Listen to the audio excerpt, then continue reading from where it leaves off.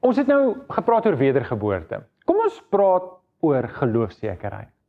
In Hebreërs 10 vers 22 sê die Hebreërskrywer, laat ons nou tot God nader met 'n opregte hart en met volle geloofsekerheid. Ek dink daar's 'n belangrike ding wat ek en jy moet besef, en dit is, God wil hê ek en jy moet geloofsekerheid beleef. God wil hê jy moet seker wees van jou geloof. Wanneer ons 'n huis bou en die fondasie is nie reg gelê nie, dan kan die huis aanvanklik baie mooi lyk, maar oor 5 of 6 of 7 jare begin die krake wys. En as die eerste krake begin wys, dan wys die res van die krake baie vinnig en kom die barste. En baie keer moet jy baie geld spandeer om die fondasie reg te maak, sodat jy die huis darm kan hou en die dak nie in mekaar val nie. Dieselfde is waar van ons geloof. As my fondasie nie reg is nie, gaan my lewe die krake wys en barste wys. En dis waar die vyand dan inkom in ons lewe.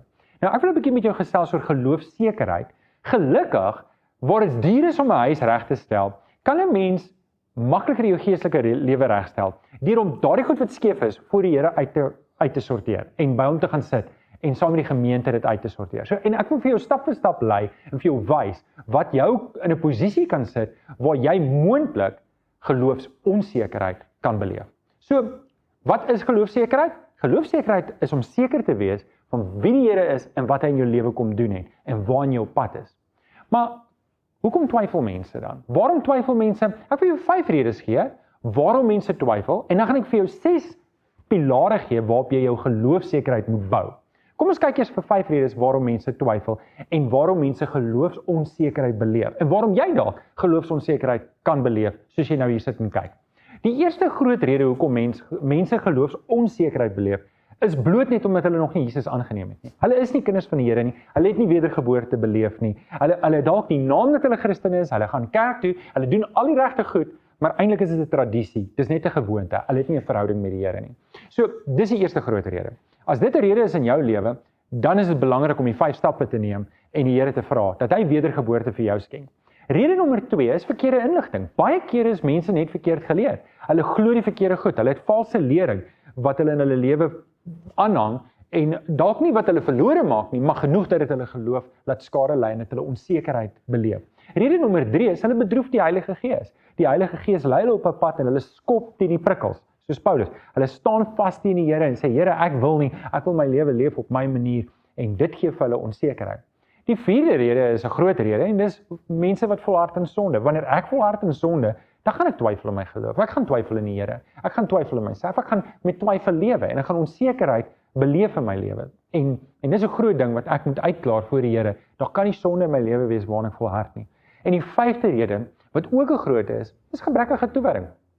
Baie mense word lou in hulle geloof, omdat hulle nie toewyding het nie. Hulle is net nie toegewy nie. Hulle dien die Here as te ware op hulle terme. Gaan Sondag kerk toe, sing 'n paar liedjies, luister 'n preek, gooi 'n paar rand in die kollektemandjie, maar dis asof jy net genoeg doen om gered te word.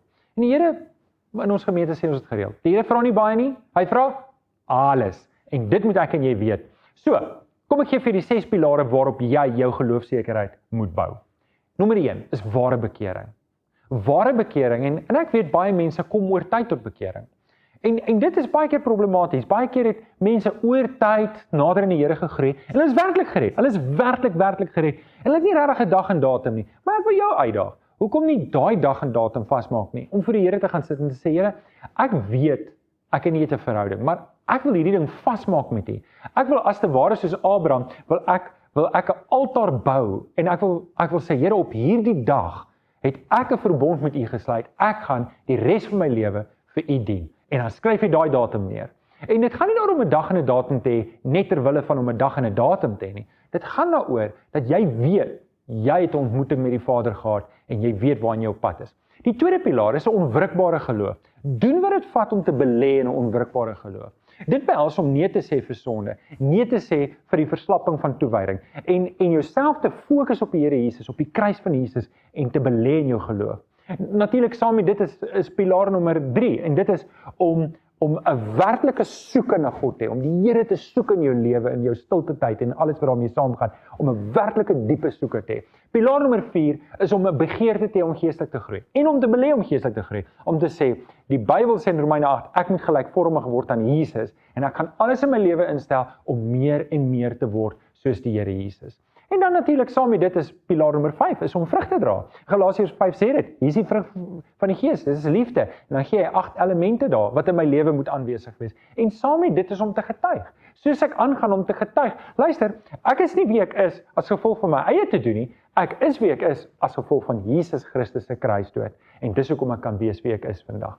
En dan natuurlik, 'n groot deel van my geloofsekerheid is om deel te wees, aktief deel te wees in die liggaam van Christus, in die gemeente van Christus en in die kerk van Jesus Christus.